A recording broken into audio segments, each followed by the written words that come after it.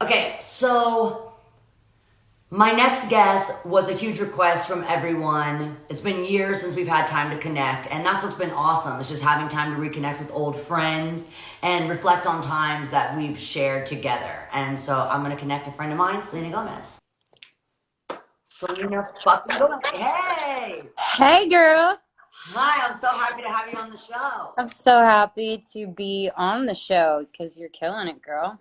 Thank you so much. Gotten to talk to so many cool people and get so many like tips and just advice. And I think the common thread here is that everyone's process, like during pain and fear and anxiety, is like really unique and really different. Right. Um, and so everyone's ideas and how they kind of cope are so unique. So I'm excited to hear yours. Yeah, I got a lot out of the people that you were talking to because it's just nice to hear what other people are doing. And a little bit of what you said, it's connecting to people. When I saw what you were doing, I've always been a fan of yours. I think you're one of the greatest singers ever.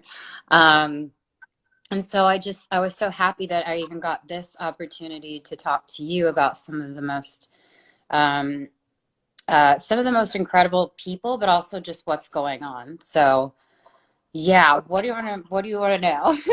Agreed. Okay, so what I kind of wanted to start was I'm just really happy that we did this through DM, and it was very sweet because you just sent a butterfly emoji, and that's enough. Like connecting with people and letting them know that you're there.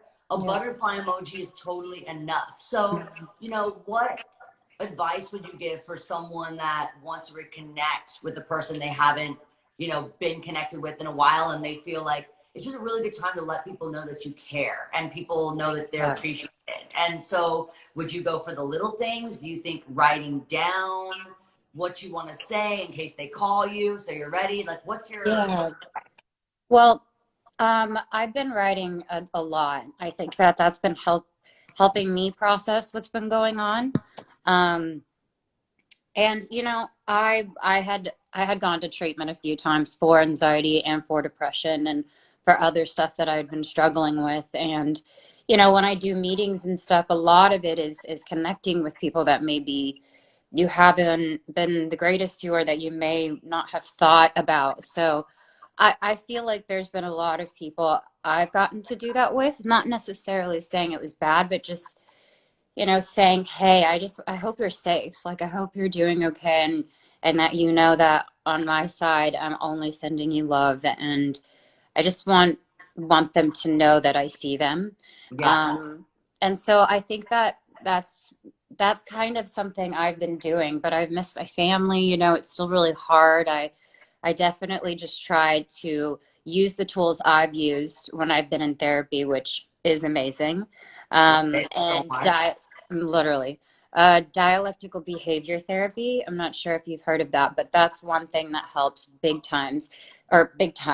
And it's basically a book on how you process your emotions and why the actions go into, you know, what your thoughts turn into action. It's kind of like what you were talking about with ants and Yeah. how they completely just, and I visualize things so much, so it Me freaks too. me out.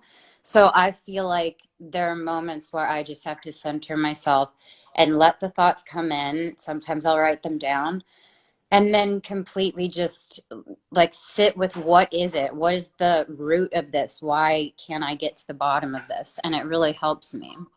And I was talking to Carrie about this, and I think probably, whether it's us on a set or whether it's people watching that are in school or workplaces, we're so used to being connected in some way. And when that is like just kind of, it was just so abrupt. It just, all of a sudden we were locked down. And there Yeah. wasn't much time to, usually there is a process, I feel like. And usually, by being gentle with ourselves, you start making those little habits to create big changes. Mhm. And this wasn't a time where we had any warning to start kind of baby stepping ourselves to disconnect, and Yeah. stop relying on people. Felt very like immediate. And so I think that's probably where some of my anxiety came in, was just that I didn't really have time for my preparation. And I'm someone that, from being I just like to prepare. I like Yeah, to of be very course. prepared. And that's a sense of control and safety. And not having that can be really terrifying. Yeah. And I think that's kind of when I saw everything happening, I think I'm sorry.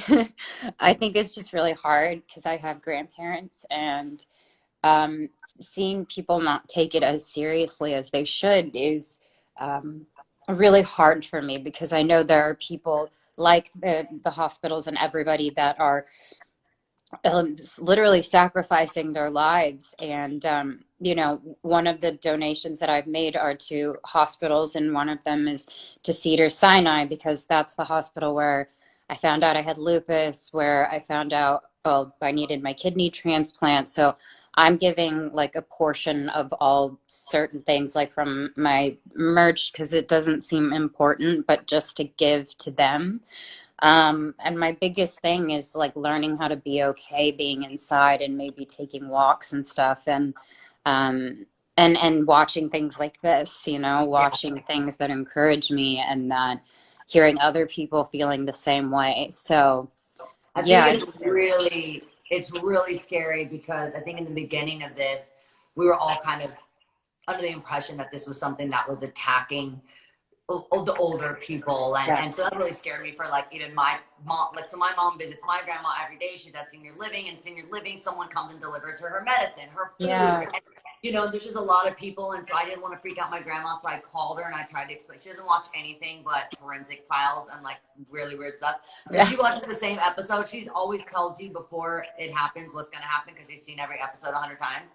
She's like a total insomniac. She stays up and she like literally remembers. She like talks along with what's happening on TV. It's nuts. But I called her. I'm like, obviously you're not going to watch the news because it's not on one of the repeats. And I didn't want to freak her out, but I wanted her to make sure she was protecting herself. And so that really scared me, just because I had to, at one point now, kind of like parent my grandparent, which felt really strange. yeah, But then my mom also has such a hard time stopping, because she's had 5 kids, and she's so used to going. The fact that we were kind of dangerous and could jeopardize her health made it where we couldn't see my mom because she sees her mom. And so that really gave my mom anxiety, because I haven't seen her in probably 3 weeks, and that never happens. So mhm, it's just interesting now, because we're starting to see that this isn't something that's just attacking immune compromised yeah, or older people, but the kids that are in really great health are finding yeah, themselves in the ICU. yeah, And so we're just learning new things every single day. And I mhm, think that's why we have to be so gentle, is because we need to keep ourselves in a soft headspace where this information can come in and we can absorb, but it doesn't make us just shut down, you know, because I think there is a lot of good that can come from this experience, yeah. like this. And I think that that's something that's helped me too, is like I, you know, I read scripture and poetry and everything, and there's this one line that says like, I choose to see the goodness in the land of the Lord, for me speaking personally. And it's because we weren't really prepared for this specifically. But I Yeah. do know that there are moments where this is where we test each other. Like, how are we going to treat each other? Because even me just walking my dog down the street, you know, and people walk by, and then you switch sides, they're saying hi, and they're being friendly, and they're being kind.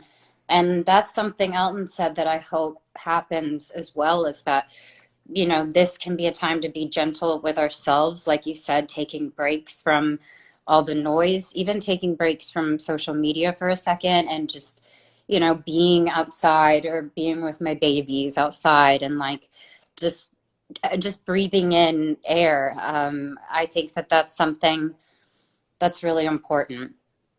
I agree. Okay, this is like so deep and I can't lose this, but for some reason our connection's being weird. I'm gonna reconnect you for 1 second. Hold Okay. Okay. on. I don't want to lose it. Hold on. Okay.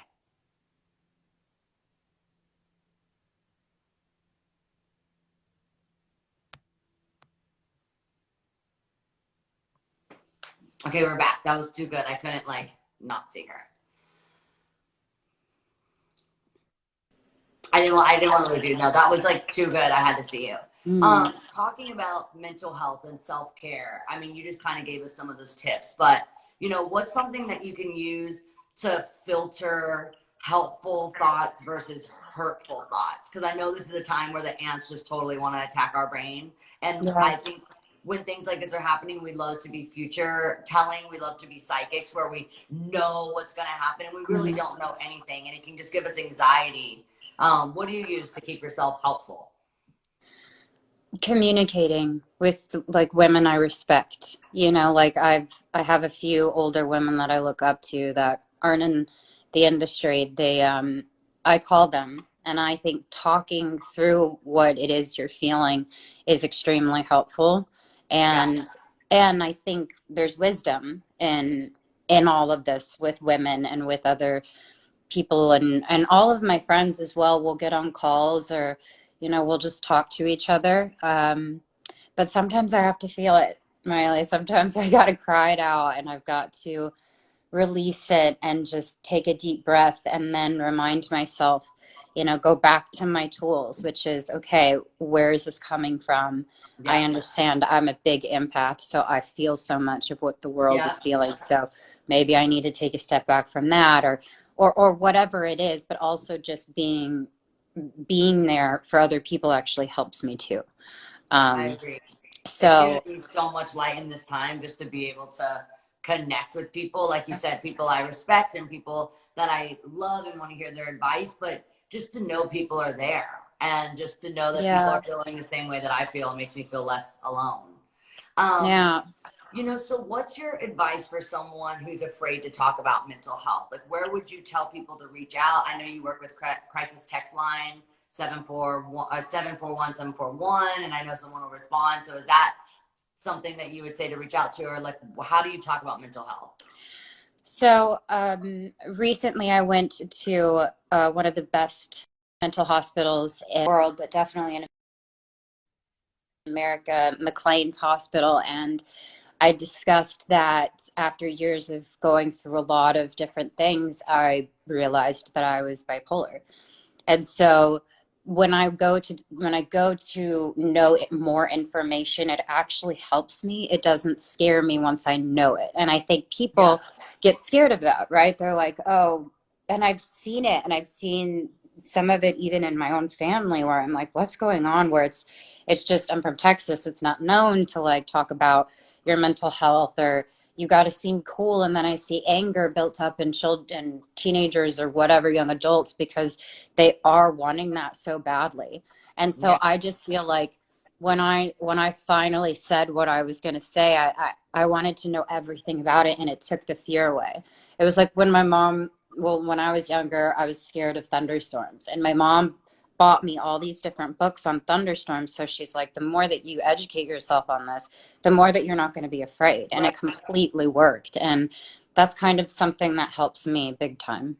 That's really good advice. I really like that about buying the books about the thunderstorms, because when you do understand something, you don't think, hey, this is just happening to me. Because when something's just happening to you, then you can't kind of find some sense of, you know, maybe tools that you could Right. use, and it'll give you a sense of like there's things that I can do, like therapy, that can make me understand parts. I was actually talking about parts of my personality that if I let them control me, they can become negative. But if I learn how to kind of use them for good, like I have, you know, OCD, like I'm pretty obsessive. At a time when I was younger, it used to really drive me, you know, kind of made me feel like I was just too different. I didn't really understand it. And Mm. I used to like alphabetize things. Like I couldn't, like I would throw these total fits if I couldn't alphabetize things and all these different things. But now it's been able to help me to kind of learn about it and be able to use it for good and use it for doing things like this and staying Yeah. organized, but then also just be able to understand it more. And so it's just really important to understand something that you're relating with or just doing research, and it's a really good tool. Yeah. You know, so what I wanted to ask you were, you know, besides obviously like your therapist, what are some reliable sources that are like really close to you in your life? You know, like crisis text hotline, or what are some organizations that you support that you would encourage people to look into? So I recently, with along with we were selling some stuff, is that we were donating to the Recording Academy. I had Justin Tranter, who is one of my writers that I work with all the time, and I love him so much.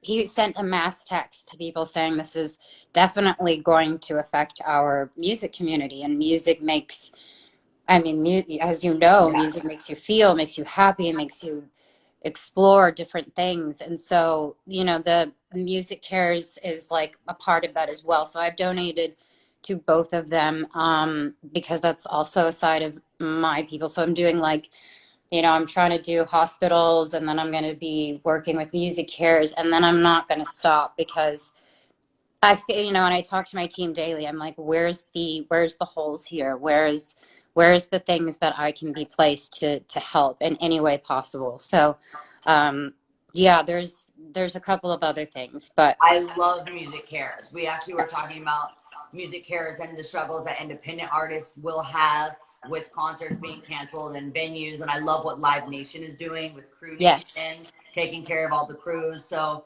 people are really stepping up in our community, which makes me really, really happy and proud to be a part of it. yes, Before we go, I wanted to talk about this tool that I have that's called Feel Great Anywhere, Anytime, and it's from my therapist, Dr. Amen.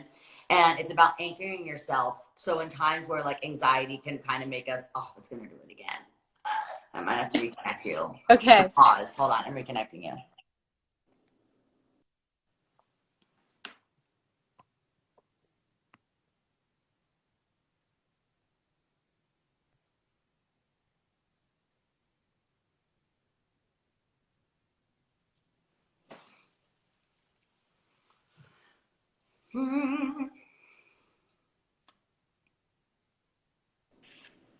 Okay.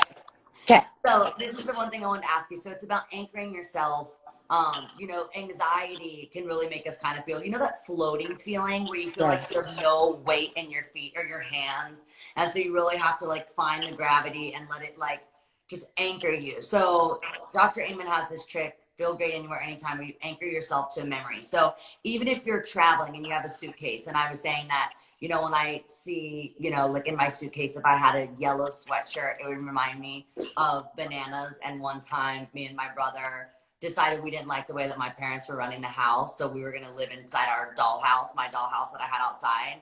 But we only took bananas, and by like the second hour, we were so over the bananas that we were like sneaking over to our grandma's house and getting like all her little sweet treats and Chex Mix and all these things. So it reminds me of, the yellow reminds me of bananas, which reminds me of my brother, and then it reminds me of my childhood and how fortunate I was to have a playmate, because some people don't have brothers and sisters that you can play with. And so I was just so lucky to have that. So that anchors me. What's like a memory in your life or something around you that reminds you, or what's a memory in your life that you like to think about in times where you feel that floaty feeling? It's a really beautiful memory.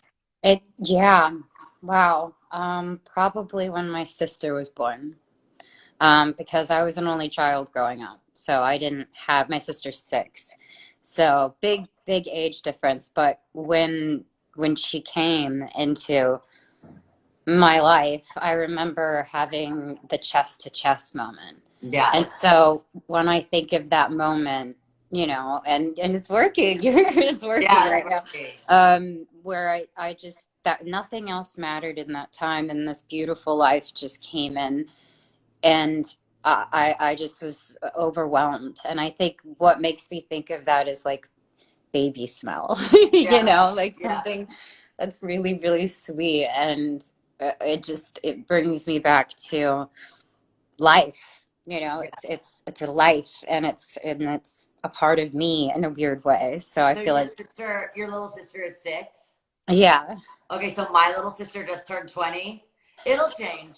It will change. Right now, I go between being like the coolest person in the world in her life to like she doesn't know me. Yeah, right. So that'll happen. She won't know you at a period of her life. Someone's gonna say like, "Oh, your sister Selena's cool," and she goes, "Who's that? I don't know her." Exactly. Oh no, you're Oh so yeah, she'll right. not know you for a couple of years. That's what happens every now and then. Or like, you know, I'll run into, now Noah kind of goes out. So if I like run into her out and you wave and she's like, I don't know her. She doesn't quite, I don't know me yet, but like It's on the way. It's creeping in, but it'll then come back around. I The think closer, so. yeah, it comes back around. Me and my little sister Noah's 20 and I'm 27, and so I give it a couple years, and I think I'll be really cool again. Yeah, I'm still in the cool zone. That's awesome. I'm so happy to have you on the show and happy to reconnect with you. And send me butterflies anytime. Yes, When all same. this is moved on and we can connect, we'll just hug. Would love that. All Thank right. you, and thank you for what you're doing. Thanks, Selena. Good to see you. Right. Bye. Bye. Okay, my dog is like banging on the door. Hold on.